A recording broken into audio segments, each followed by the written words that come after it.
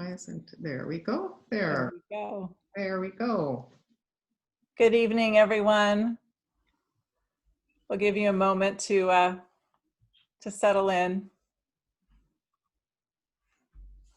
Good evening, everyone, to this, our last lecture before the Thanksgiving holiday, and then we only have 2 left after that. It's just incredible, and we're so grateful to those of you that have been participating in our live stream and to those that are able to watch us asynchronously on the video. So welcome, everybody, this evening.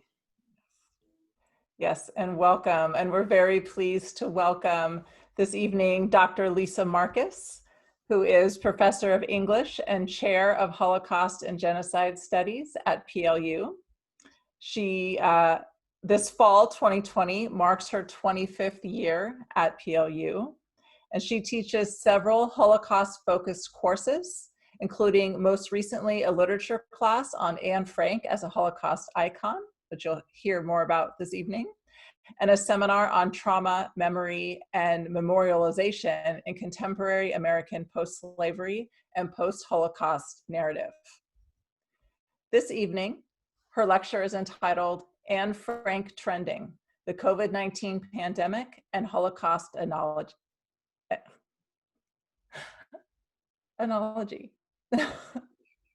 So Lisa, welcome, and we'll turn things over to you. Thank you so much, Teresa. And thank you, Teresa and Tamara, for your vision and leadership in conceiving this interdisciplinary course and for allowing me to be part of it. And let me just also say, hi, Dad. I know you're Zooming in from New York, and I'm very glad to have you here. Anne Frank Trending, the COVID-19 Pandemic and Holocaust Analogy. A quick check of Twitter over the past few days has showed a raft of hashtag Anne Frank tweets. With a pandemic raging across the country in a deadly new wave, governors have been busy issuing mandatory mask orders, restrictions on indoor gathering, and begging their citizens to forego large family Thanksgiving celebrations. Here's a sampling of tweets I saw. A Twitter feed called Inspire Them posted, "I don't think of all the misery, but the beauty that still remains." Pulling the same inspirational quote from Anne's diary, someone with the handle Age Joyfully announced a new blog post, including this wonderful quote from Anne Frank, who endured such a horrific lockdown and far worse times than these now. "Wishing you happiness and gratitude." Power of Positivity tweeted, "How wonderful is it that nobody need wait a single moment to start improving the world." This last one was used to announce the National Day of Giving, December 1st. On the Thanksgiving theme, one tweet read, "If Anne Frank can live in a cupboard for 3 years, you can sit this Thanksgiving out." Responding to a similar thread linking Anne Frank to Thanksgiving, though disputing the length of time she spent in hiding, Spinster Cat Lady tweeted, "Anne Frank spent 2 years in hiding in an attic. I think we can all skip a Thanksgiving and wear a mask to the grocery store without whining like petulant toddlers." Someone named Dr. Jack Brown exhorted, "Feeling a bit of cabin fever? Whenever I feel similar, I think of Anne Frank. And then I know strength. Hashtag wear a mask. Hashtag stay at home." I want to note the divergent streams of thought here. One stresses optimism, calling on its audience to be like Anne Frank and buck up, be positive. The other, focusing on the scale of hardship, exhorts, "You're lucky you don't have it as bad as Anne Frank did. She hid in a cupboard. Surely you're not suffering as much as she did." The constant here is the use of Anne Frank as a cultural touchstone. She has such iconic status as a signifier that she is readily available to be appropriated for just about any emotional or moral claim. This is not new. Anne Frank achieved iconic status as soon as her diary was first published in the 1950s and was soon followed by a wildly successful theatrical adaptation and Hollywood film that Americanized and universalized her story. She served as muse to several male novelists who figured her in their fiction, and her diary inspired a veritable industry of Anne Frank spin-off tales. A new one will soon be published. A cult album by the indie band Neutral Milk Hotel similarly centers on Anne Frank, muse of men. She has been put to political use to call attention to the plight of Palestinians, Syrians, kids in cages at the border, and as an Obama-esque figure of hope. She has been rendered into a Halloween costume. She's tattooed on a rapper's face. He goes by Zan Frank. A high-speed train in Germany was almost named for her until the horrific inappropriateness became apparent. And teenagers on TikTok do celebrity fades of their faces morphing into hers. Bear with me while I cue up a TikTok video for you all to see.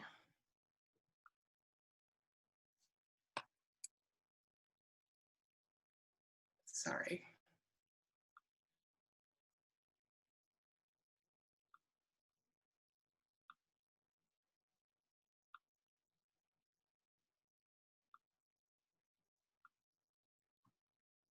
This will just take a second here because it's TikTok.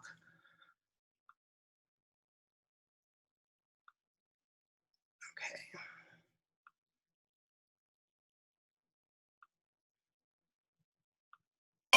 The girls are on me down. Everybody pay attention. This right here is my pretty boy.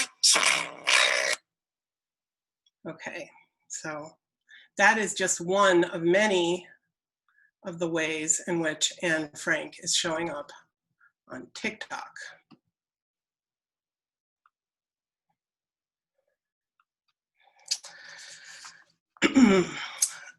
Saplings cut from the tree that grew outside her Amsterdam window have been planted at selected sites around the United States, including one in Seattle and one at the 9/11 Memorial. In the iconography, Anne is clearly the seed for spreading hope and human rights. Scholars have theorized about these various mediations of Anne Frank in books such as Anne Frank Unbound, Media, Imagination, Memory, and Orenburg Steyer's Holocaust Icons, symbolizing the Shoah in history and memory.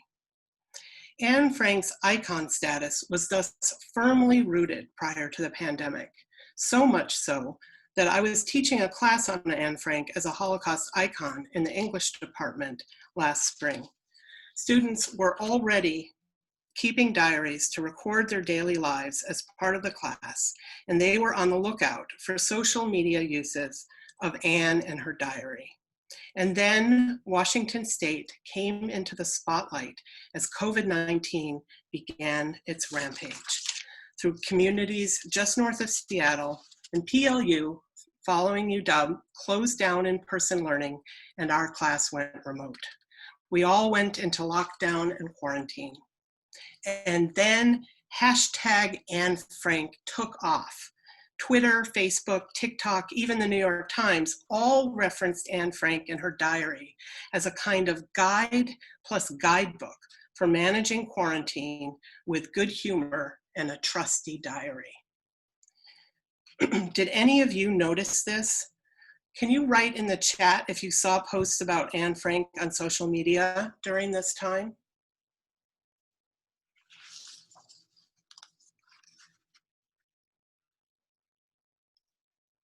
Okay, I've got 1 yes, 2 yeses, 3 yeses, absolutely, mainly on Facebook. Okay, so lots of you. Okay, a few of you haven't. but definitely enough of you saw that this was happening. Let me share a few tweets from this period. On March 17th, someone posted, "I must start a diary and become the new Anne Frank." A few days later, an account linked to Corey responded, "I feel like the modern day Anne Frank, except Hitler is the coronavirus, and my diary is Twitter."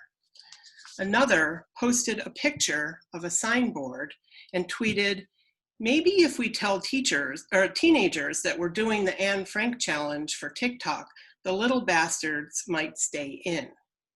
Lisa, sorry to interrupt, Yes. but we're not seeing your slides. Okay, I am so sorry. No, that's all right. Thank you for telling me. Let me figure out what's happening here.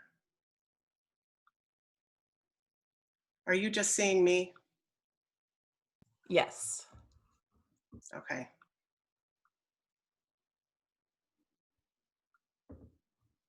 I'm going to go back. Yeah. So there, yeah, there it is. So if you just play. Okay, so this was the Twitter. Did you see the TikTok video? Yes, we saw the video, but then we didn't see you go back to this. Thank you, thank you. Please, anyone interrupt me if necessary. Okay, so these were the Twitter posts that I just was referring to.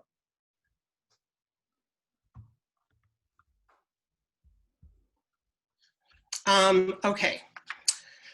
Here I am. So the shorthand messages that we were getting from these Twitter feed posts were, "We people experiencing the pandemic are like Anne Frank, and if we keep diaries, we too can be famous.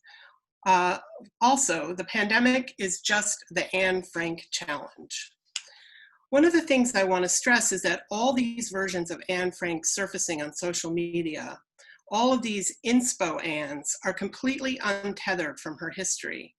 Her context, once again, has been conveniently erased to support an agenda of easy equations, where hope is more than misery, Hitler equals the coronavirus, and quarantines equal Anne Frank. This COVID-19 version of Anne Frank lifts her from history, and in doing so, obscures the Holocaust, freeing Anne for more affirmative appropriations. This pattern of selective memory about Anne Frank is evident in a recent survey on Holocaust knowledge in the US, which found, for example, that 85% of Washingtonians know who Anne Frank was. I want to pause here for a moment to survey you on one key question regarding Anne Frank that I would like to put on the table before we go any further. What happened to her? What happened to Anne Frank after her time in the attic? Please take a moment and answer the questions in the following poll, which I'll read to you. What happened to Anne Frank after she left her hiding place? 1, she moved to New York with her father after the war and reworked her diary for publication. It was a smashing success because it dramatized the power of hope in desperate times. 2, she remained in Amsterdam, published her diary after the war, and raised money to convert their hiding place into a museum. She gave tours there well into her old age, inspiring visitors with her hopeful outlook and attitude of forgiveness toward the past. 3, she was deported to Auschwitz, but escaped with her diary. She moved to Switzerland with the only other surviving family member, her father. There, she published her diary and made a fortune in royalties. 4, starving and miserable, she died of typhus in Bergen-Belsen concentration camp at the age of 15. Please pick one.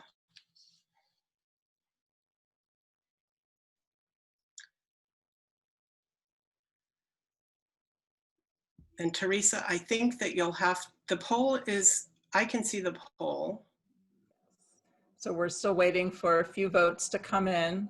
We'll give you about 20 more seconds.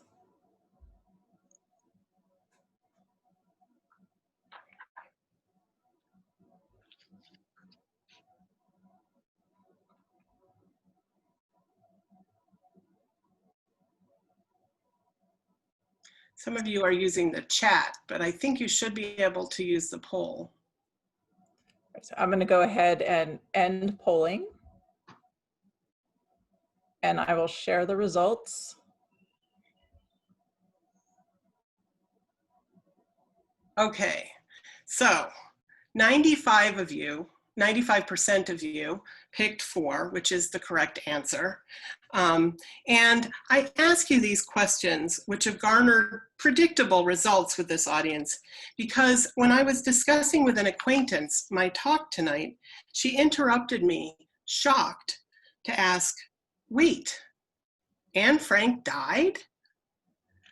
I bring this up because if you only know Anne Frank as a mediated social construct, how would you ever know that her fate was so dismal? It's rare for social media to include any reference to Anne's ultimate death. How could it if it aspires to keep her as an icon of hope? Shortly into our quarantine in March, one teacher even posted an article to the newly formed Facebook pandemic pedagogy page titled, "With No Sense of Irony, What Anne Frank Taught Us About Survival." The author of that piece wrote, "At this time of global confrontation with the COVID-19 virus, it might be valuable to reflect on the commitment and persistence of Anne Frank and her family endured to escape another deadly disease. After all, the tools for fighting evil giants are strikingly similar. Anne and her family had to banish all forms of social interaction to keep from being exposed to the evil that sought them. They only associated with a few trusted souls and otherwise managed to keep themselves from public interaction. So the Frank family taught us to be focused on limiting social interaction. And for 748 days, they were successful. It was successful for them, and it will be for us." He goes on to call Anne's a story of survival and a story of great hope, despite the fact that she did not survive. Such radically selective appropriations of Anne Frank are possible in part because so few Americans, especially young ones, have received even a rudimentary knowledge of the Holocaust. Let me return here to the survey I mentioned earlier that indicated a widespread knowledge of who Anne Frank was.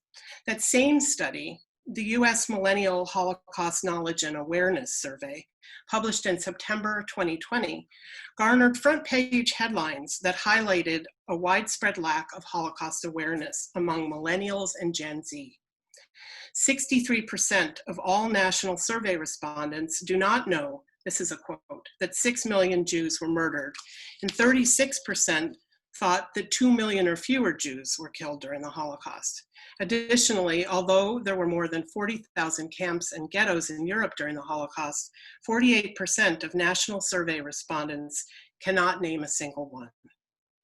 If Anne Frank's diary is students' primary vehicle for Holocaust education, which in many instances it is, then these numbers may not be surprising because her diary, as some critics have argued, has a beginning, a middle, but no real end. The diary stops before Anne and her family are discovered, arrested, and deported to Auschwitz. Such critics have gone so far as to suggest that the diary itself, as a result, is not a Holocaust document. Readers tend to be happiest to conclude the diary, as the 1959 film did, with Anne exclaiming, "I still believe, in spite of everything, that people are truly good at heart." Imagine that these are the most famous lines of this young girl who died in a concentration camp, murdered by people who most obviously were not good at heart. Some scholars have suggested that it is precisely this erasure of the Holocaust that explains Anne's broad appeal as an icon. Orensteyer, in his 2015 book on Holocaust icons, writes that there is perhaps no more recognizable icon of the Holocaust than Anne Frank. She is the most well-known victim of the Shoah. In fact, Stair claims that she is perhaps the most famous child of the 20th century. He argues that Anne Frank serves as a primary symbol of identification with the victims of the Holocaust because of her unique persona, situated, as it were, between the ordinary and extraordinary, and due to her particular story, which is uniquely accessible and translatable to a global audience. Some of his key takeaways are that Anne Frank's life is suspended in a state of arrested development, that when viewers look at images of her, we participate in a Peter Pan syndrome, regarding our object of affection as eternally youthful. The fact that she never ages is key to her appeal as a symbol of purity and innocence, despite the fact of her murder. I think Stair puts his finger on why Anne has such mass appeal as the generic or generalizable icon of hope. The photographs that circulate of Anne show her to be utterly unblemished and untouched by the Holocaust. They stand in stark contrast to more recognizable images of atrocity, photos of emaciated, naked corpses, images that the public prefers to look away from. Who wouldn't prefer a victim we can still imagine as a survivor, and who reassures us from the grave that we can and should focus on beauty, nature, goodness, and hope, rather than confront the truth of genocidal projects like the Holocaust? We are able to relate to Anne and her aphorisms of hope and resilience by pulling her out of a Holocaust context. She becomes an iconic model for surviving confinement, like our COVID epidemic, with spunk and ingenuity. For those of you who know something about Anne Frank's life, but could use a review, it's worth taking a few minutes to remind ourselves who she was. Let's watch this short but very well-made film produced by the Anne Frank House. And forgive me, it'll take me just a minute to cue this up.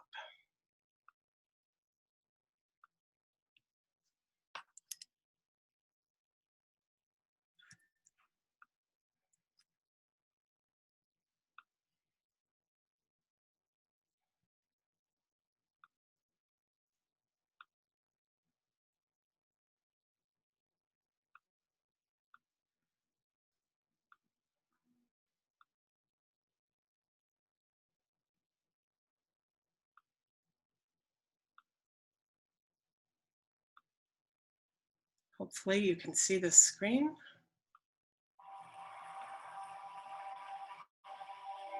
Anne Frank was a Jewish girl who became famous for the diary she wrote during the Second World War. She was born in the German city of Frankfurt in 1929. She had a sister, Margot, who was 3 years older. Things were going badly in Germany. Unemployment was high and many people were poor.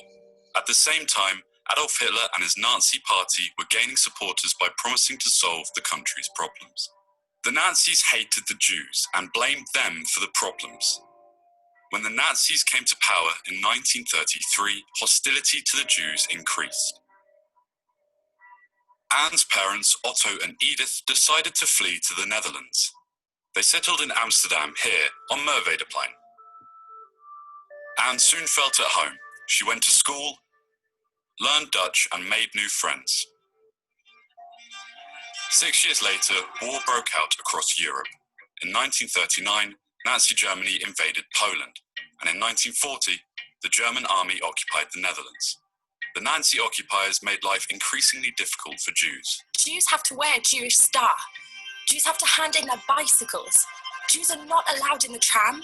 Jews are not allowed to ride in cars. Jews must attend Jewish schools, and so on and so forth. In the summer of 1942, after Anne's sister, Margot, was ordered to report for a so-called labor camp, the Frank family went into hiding behind Otto's business on the Prinsengracht. They were joined there later by the Van Pels family and Fritz Pfeffer. The 8 people in hiding were helped by loyal staff and friends of Otto's, Miep and Jan Hies, Johann Voskuil and his daughter Bep, Victor Kugler and Johannes Kleiman. Meanwhile, the Nazis had tightened their grip, organizing raids and arresting and deporting Jews to so-called labor camps. In reality, these were concentration and death camps. In her diary, Anne wrote about living in the hiding place, the war, and her thoughts and feelings. I feel bad for lying in a warm bed, while my dearest friends are out there somewhere, thrown or fallen to the ground. And that only because they are Jews. An appeal from the Dutch government in London inspired Anne to rework her diary entries into a book. Before she had finished, however, their hiding place was discovered, and all 8 were captured on the 4th of August 1944. They were deported to the concentration and death camp Auschwitz-Birkenau. Miep Gies and Bep Voskuil, 2 of the helpers, found the diaries Anne had left behind. Miep kept them in case Anne ever came back. But she didn't come back. In February 1945, Anne and Margot died of typhus in appalling conditions in the concentration camp Bergen-Belsen. Anne was 15. Of the 8 people, only Anne's father, Otto, survived the war. When he read Anne's diaries after the war, they made a deep impression. He discovered how much writing had meant to her. No one who doesn't write can know how fine it is. And if I don't have the talent to write for newspapers or books, well then, I can always go on writing for myself. Otto read how Anne had hoped to publish a book, so he carried out her wish. Anne's story about life in hiding and the war is read all over the world. Her diary has been translated into more than 70 languages. The hiding place is now a museum and welcomes more than 1 million visitors a year.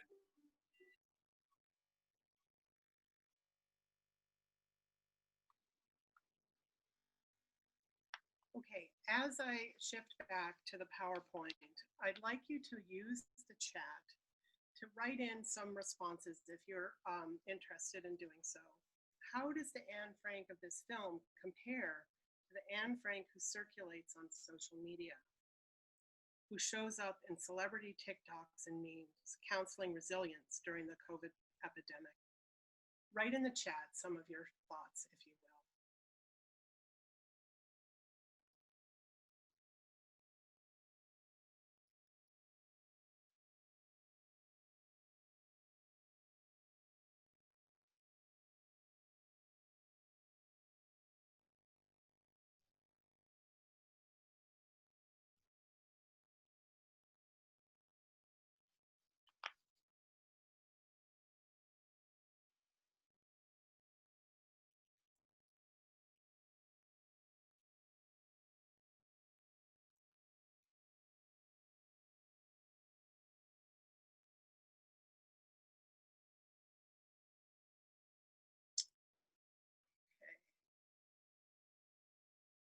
I see a few comments here. One about a bill recently passed in Oregon requiring Holocaust education. That's true as well in Washington State. Wendy, thanks for writing this. It's appalling that her memory would be used in this way. The video makes her seem more real. Our idea of suffering is quite different. Let's see, I'm horrified that anyone would compare our current situation with that of Anne Frank. We will continue to look at these examples. So yeah, real life versus cartoon, I'm gonna talk about that in a minute. Her optimism, and she's really known for that, but I also am going to share some diary posts with, diary entries with you to think about whether one of the things that we're doing with Anne Frank is that we hold on to certain things that we want to, and we let go perhaps of some of the other things. So I'm going to continue with my presentation here. One of the things that I've tried to do here so far is to call your attention to the cartoonish and simplified Anne that populates our collective imagination. However, there's another way to address the pervasive urge during the COVID-19 pandemic to identify with Anne and consider What would Anne Frank do in our current situation? And that is through her role as a writer, a diarist who used writing to make sense of a world in crisis. If social media was and still is rife with a mix of saccharine blessings and iconoclastic appropriations, one more positive trend has emerged, and that has been to focus on the Anne Frank who used writing as a lifeline. I find this appropriation of Anne more suitable, more productive, and I'd like to turn now to how Anne Frank's diary can serve as a catalyst for us to use writing and art as a way to navigate the pandemic. There has been, excuse me, there has been a widespread call to use pandemic diaries to chart our daily lives and experiences through videos, blogs, and other art forms. The New York Times has chronicled how quarantine diaries have emerged from across the world with histories of our present moment taking shape in journal entries and drawings. They write, when future historians look to write the story of life during coronavirus, these first-person accounts may prove useful. Diaries and correspondences are a gold standard, said Jane Kaminsky, a professor of American history at Harvard University. They're among the best evidence we have of people's inner worlds. History isn't usually told by the bigwigs of the era, even if they are some of its main characters. Instead, it is often recorded from snapshots of ordinary lives, a handmade recipe, a letter written by a soldier at the front, a drawing of a kitchen sink. Now I'd like to ask you also to use the chat. Have you been keeping a pandemic diary or finding a way to record your daily life over the course of the pandemic? Can you just write into the chat if you have been doing that?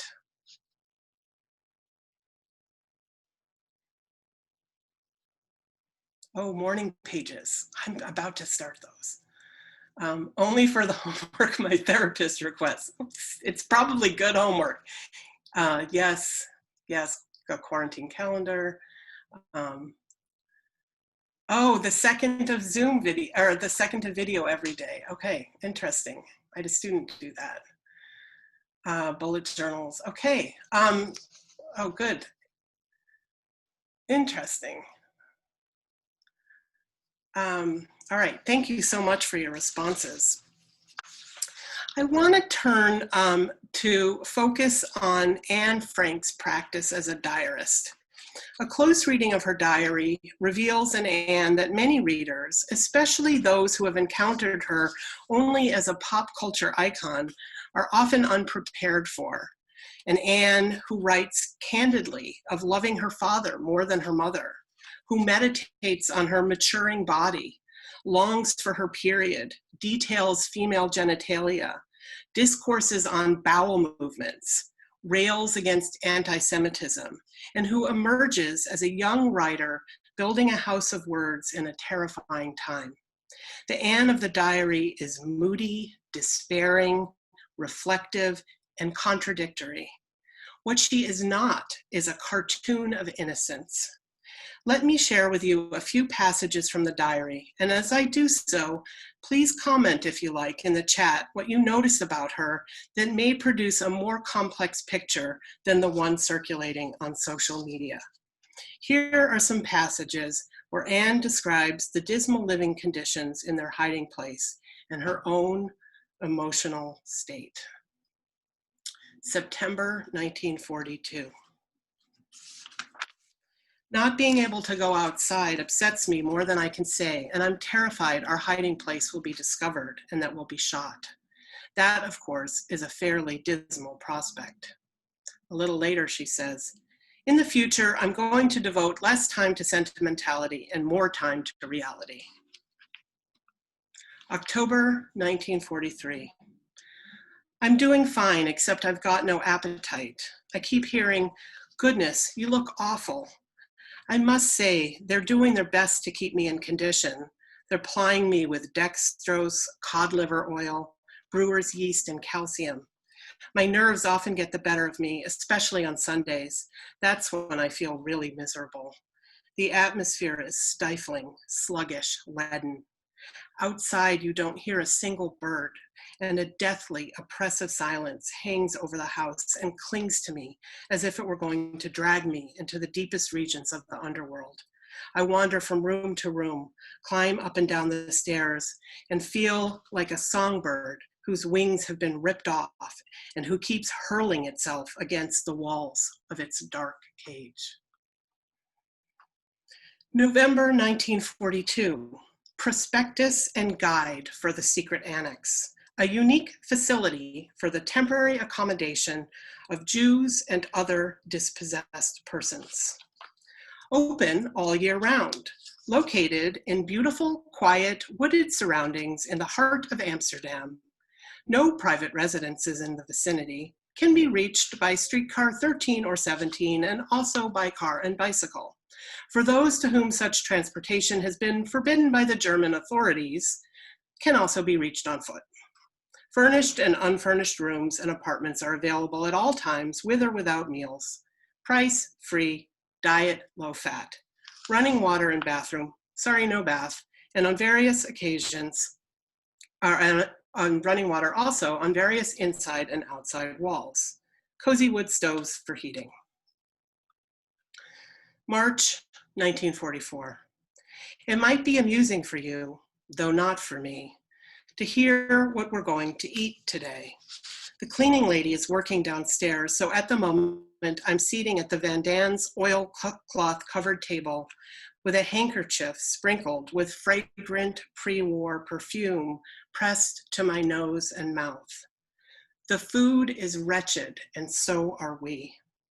As of tomorrow, we won't have a scrap of fat, butter, or margarine. Lunch today consists of mashed potatoes and pickled kale. This explains the precautionary measure with the handkerchief. You wouldn't believe how much kale can stink when it's a few years old. The kitchen smells like a mixture of spoiled plums, rotten eggs, and brine. Ugh, just the thought of having to eat that muck makes me want to throw up.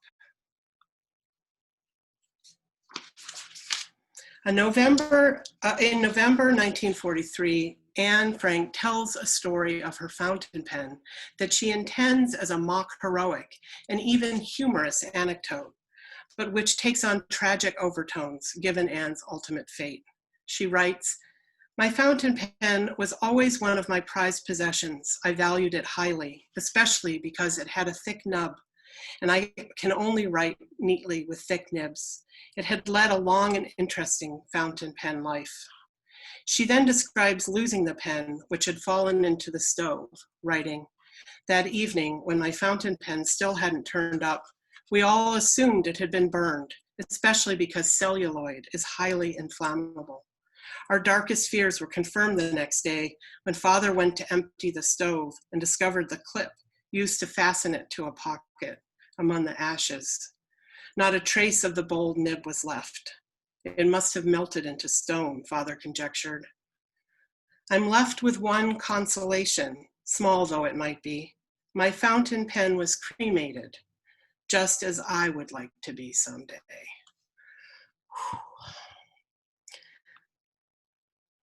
And here is Anne reflecting on her writing practice.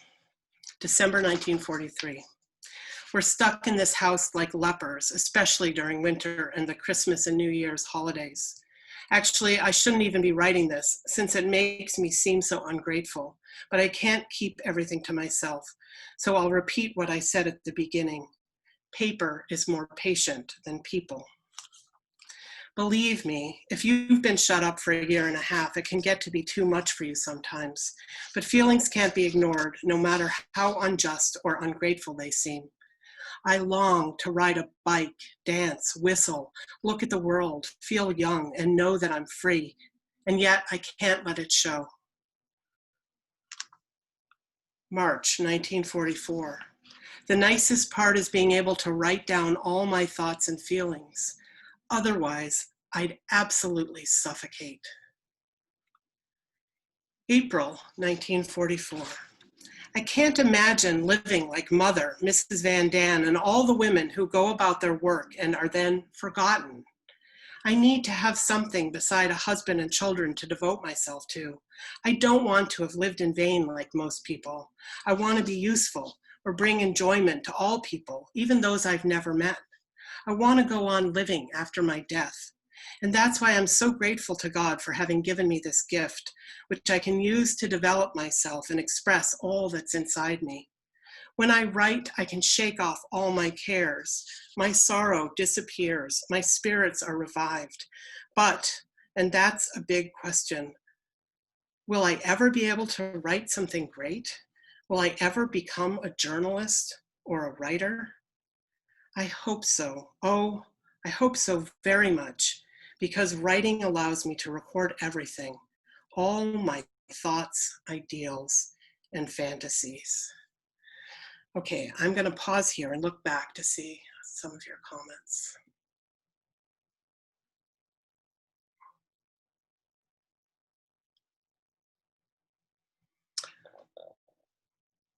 Someone notes, I'm doing fine, except I have no appetite. And someone else talks about having always seen the diary as a much more complex and tragic chronicle. I appreciate that. And obviously you're hearing that in the passages that I've read to you. Yes, her parody of the ad. Yeah, thank you.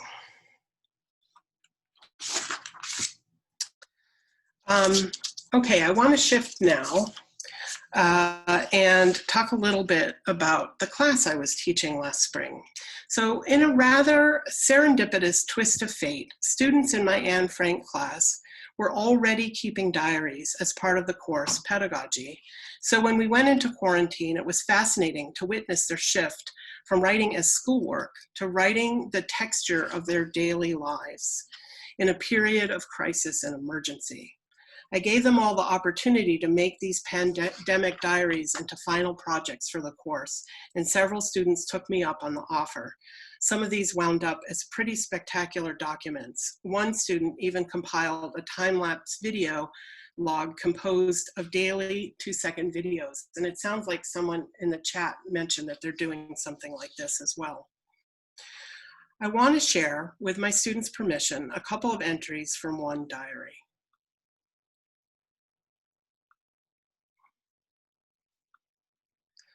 Friday, March 13th. I miss going to class and having group discussions together. It has only been 1 week of having our class online, and I already hate it.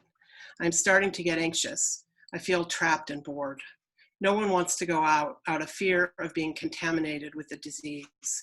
Costco has put up signs that have a limit of 2 per customer on toilet paper and water. This is insanity. I have never lived through a statewide pandemic before, let alone a national outbreak. I never thought that I would experience something like this. I thought plagues were ancient history. For goodness sake, we're in the year 2020. Tuesday, March 17th, 2020. A lot has been happening since I last wrote to you, and I do mean a lot. I would like to first start by saying that writing in this diary is beginning to become a coping mechanism. It did not feel this way at first, however. I think that my verbal ranting was the issue. I am now here with a deep and remorseful sigh. I long for the chance to write in here. This particular longing was not here before. Writing has helped me alleviate this reflective itch that runs through my brain's nerve endings, as well as soothe my tireless thoughts. The COVID-19 stats in Washington are as follows and are provided by the News Tribune. The death count is 52. The number of cases reported stands at 1,012. P.S. I almost forgot to mention that as of yesterday, PLU has decided to continue distance learning until the end of the semester. Woe is me indeed. Friday, April 3rd, 2020. It has been raining for a week now. In front of me stands a huge white window. I am able to see the gray sky and my neighbor's dog defecating. Currently, it is cloudy. It is as if the clouds are holding in a heaviness that they cannot get rid of, a heaviness that they must hold as they roll on. To my right stands another window. I can see the sunlight attempting to push through the clouds and darkness. The sunlight is saying everything is going to be okay one day. Until then, have hope. Saturday, April 4th, 2020. I'm on the verge of tears. Just a few moments ago, I walked out and declared myself fierce and careless, when in truth, it's hitting me hard and slowly. I'm hoping that writing these feelings out will help me mend the pain I hold in my chest. Wednesday, April 8th, 2020. After long hours of reading, I have decided to take a break. Even so, I still feel trapped inside. At this, I feel desperate and hopeless. I feel like I cannot breathe. Is this anxiety? When I used to feel anxious, this is what it felt like. However, this feeling does not make sense. I'm home, I'm safe, yet my body and my mind give me indications that I should be on edge. I'm starting to lose all motivation. I have fallen into the same routine. I wake up, brush my teeth, make breakfast, sit at my desk, read and write, get annoyed. My eyes get watery, watch some Netflix, sit back at my desk, read, go outside, and realize the world is no longer mine. Come back inside and go to bed and repeat. To think that this will be happening for another month, or at least until whenever this is over, is so dreadful. I assume it won't be the same for a while. If you were to chronicle your own experience of the pandemic so far, what kinds of things would you write about? Can you use the chat to just write in a few of the things that you might explore or that you maybe already wrote about in your diaries?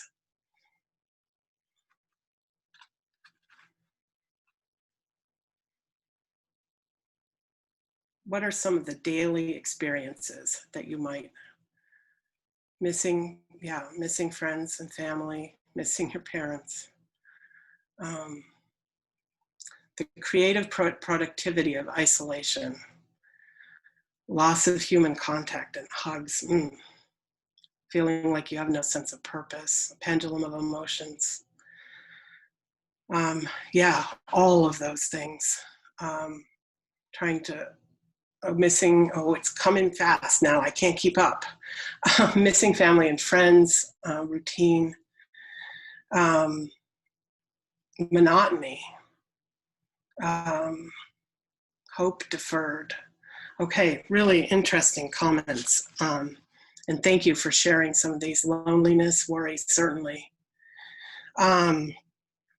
I'm going to end here with a video poem from a student from last semester.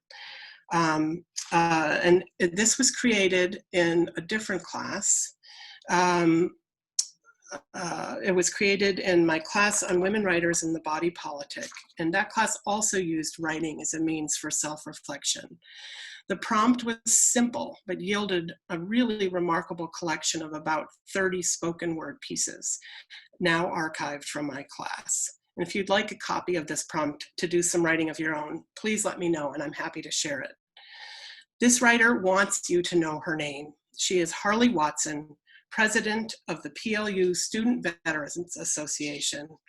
You may be concerned about her after listening to the poem, so I want you to know that she has since switched from a nursing major to creative writing, and it'll take me just a minute, and I will be sharing her poem, I Am From Quarantine. So give me a second here, and I will bring this up.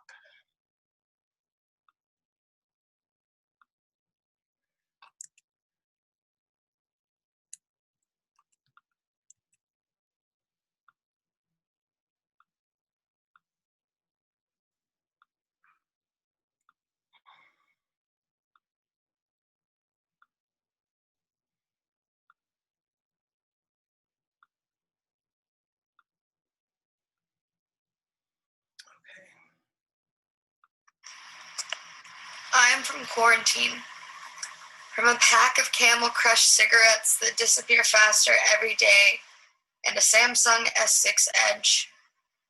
I'm from the apartment that hasn't been cleaned in 2 months, and the mind that has fallen apart just as spectacularly.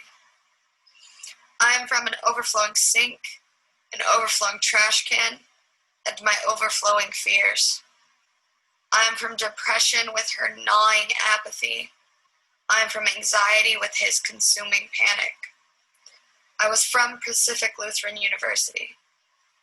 Now, I'm from a screen, from a Google Doc, from an email, from Sakai, from an education I didn't sign up for with professors who feel the same. I'm from the degree plan I no longer believe I will get into, and the insecurity of my future. I'm someone from right here wishing to be from anywhere else.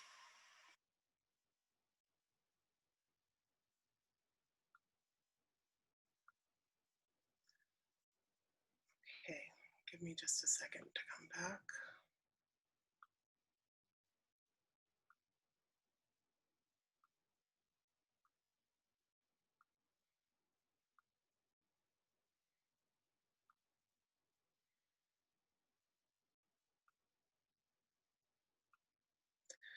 Okay. I found that poem so powerful and unexpected. All of my students were doing poems and posting them to Flipgrid, which I learned how to use last semester. And her poem was just so raw and powerful. So this is my last bit. What kinds of stories survive after times of trauma and crisis? Some lasting narratives and images are iconic, overly general, and perhaps misleading or reductive, but a more complex historical record survives, and subsequent generations are called to uncover and reclaim that more complicated narrative. The question of Anne Frank's legacy exemplifies this challenge. At times, an icon who is far too easily appropriated and misappropriated, her diary still survives to tell her more complex and human story. What individual stories will become iconic in a post-COVID-19 world? The nurse who cried over an old man's sweater after he died alone in New York City? The video of a dying and now dead COVID patient who issues a warning to disbelieving anti-maskers about the deadliness of the virus? Your story? What stories will you tell? What stories will you tell? Thanks for listening, and now I'm happy to take questions.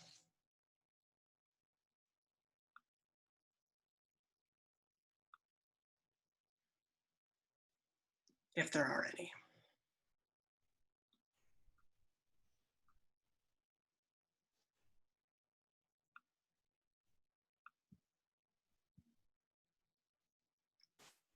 Lisa, I'm just chiming in here from off stage it looks like you're getting questions through the chat. Okay. So if you want to look for them there. Folks are also invited to ask questions through the Q&A, please. And I don't see the Q&A. So maybe we will. Oh, I can see it. That's fine. Great. I see some thank yous, but no questions. So, okay. There's a Q&A. Okay. All right. So here's a question. Can you talk about how Anne Frank's diary was edited before publication? I've heard that her father heavily edited it, but I'm not sure that's true. Okay, great question, and I'm happy to answer this. So I actually heard that as well and assumed it. And then I started teaching this class and really reading much more about her. Anne herself had begun editing her diary, and she had started rearranging and going back through and covering over particular pages. So it's really quite interesting. I think often we would think of the father as a kind of censor. He's trying to protect a certain memory about her. But in this case, Anne herself had done a lot of this self-editing. And so her father didn't, in fact, edit very much of that. It's interesting, and actually I see that this is from Wendy. I'm happy to share a really good essay about her father as and his editorial process. So Anne wanted to be a writer. She made a decision once she heard this radio broadcast that she would be a writer, and she had already started revising her diary to make it into a publishable text. And so she had already started that kind of process of self-editing. Okay. Let's see, I have a couple more questions here. What do you think Anne Frank would write about the pandemic today? You know, that's an interesting question, because so many people are in fact imagining what Anne Frank would write or what Anne Frank would say. It is remarkable to look at Twitter, to look at TikTok, to look at various forms of social media where people feel kind of free to suggest Anne Frank would do this or Anne Frank would do that. I really don't know. I mean, I can go back to the diary and find a lot of different Anne Franks. I mean, that good, hopeful, nature-loving Anne Frank is in the diary. She's also ornery, and the stuff about her mother is heartbreaking. So, you know, who knows on some level what Anne Frank would say? One of the reasons I wanted to share my student writing is that we have a lot of people who are writing right now. And I think that we are called upon to sort of pay attention to the voices of you know, 15-year-olds. What are people saying? What are they writing? So thanks for that question. Someone asks, and I had actually hoped I'd have more time to do something with this, what are the boundaries of good versus inappropriate appropriation? If it's all bad, we will forget her and the Holocaust. That's an excellent question. And Holocaust analogy is really complicated. And in some cases, I am very much in favor of Holocaust analogy. I don't think it is wrong to compare what's happening at the border to concentration camps. I think that those kinds of analogies are important and useful, and I've gone on record saying that. I do think that some analogies are out of place. And if I had had more time tonight, I would have looked at some particular references in political references, calling various governors who are imposing mask mandates Nazis, or in one particular case compares masks to the yellow stars Jews were forced to wear. There are social media posts of the Michigan governor, Gretchen Whitmer, made to look like a Hitler figure. And those are inappropriate because they're wrong, they're backward. And I think they need to be called out. So I appreciate this question actually very much. I do think that sometimes we need an analogy. A wonderful, smart Holocaust writer, Timothy Snyder, has actually said we need analogy partly for empathy.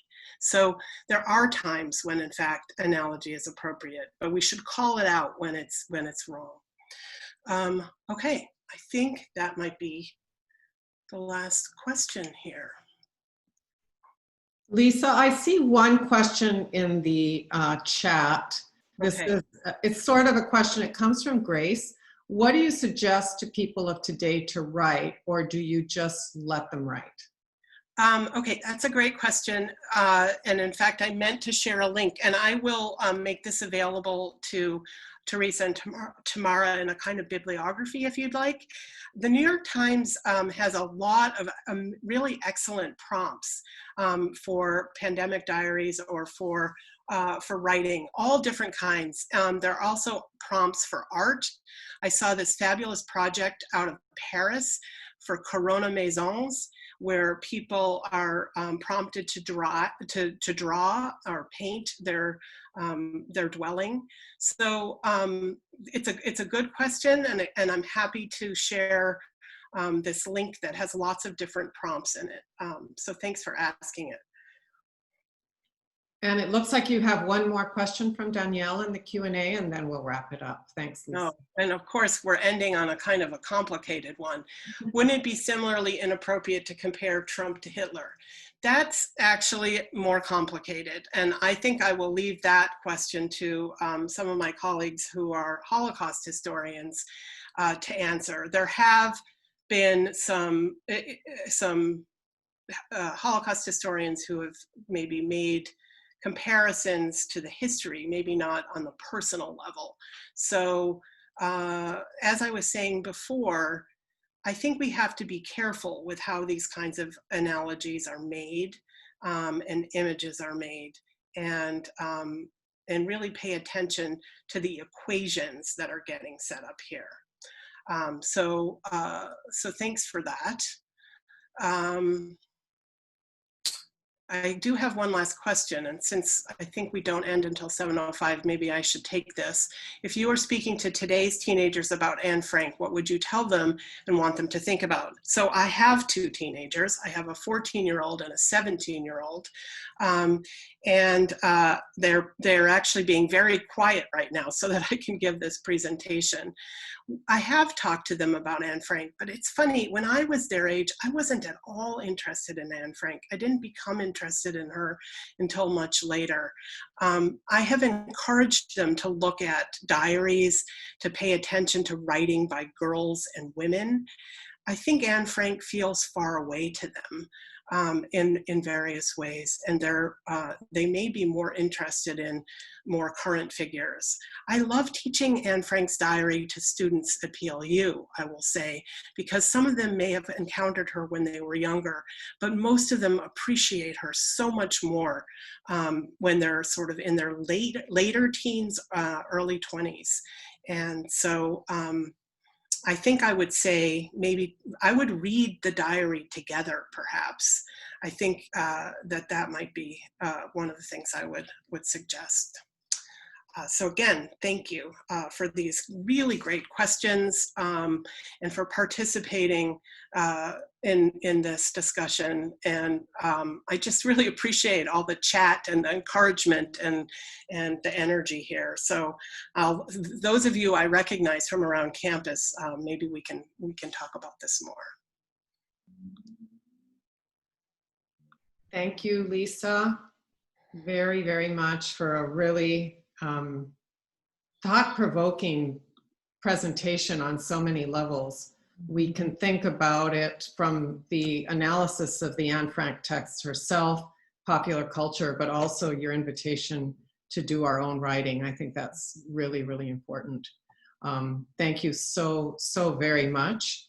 We're running out of time, and I'd like to invite everybody to another wonderful presentation, which will take place the week after next, since we will not have a lecture on the Wednesday before Thanksgiving. We're looking very much forward to another presentation on the arts, this time the lecture, Theater During COVID-19, How Will the Story Be Told? It's very connected to Lisa's last words in her lecture. This is by Professor of Theater and Chair of the PLU's Department of Theater and Dance, Tom Smith. He's an accomplished playwright in his own right. Tom's work has been produced in 17 countries and translated into 8 languages. His areas of scholarship include improvisation, playwriting, and directing. Tom's lecture will ask key questions regarding the impact of the global pandemic on performing arts generally and theater in particular. What happens to the arts when they simply stop? How do theater artists discover and define new ways to perform during a pandemic, and what does the future of theater hold? He'll also be connecting his talk to the impact of the Black Lives Matter movement on theater. So we're very much looking forward to that, and hope you'll all join us for the lecture after the Thanksgiving holiday. So once again, thanks folks, and we'll see you in a couple of weeks. Have a wonderful and very safe holiday season. Thanks everyone. Good night. Yeah.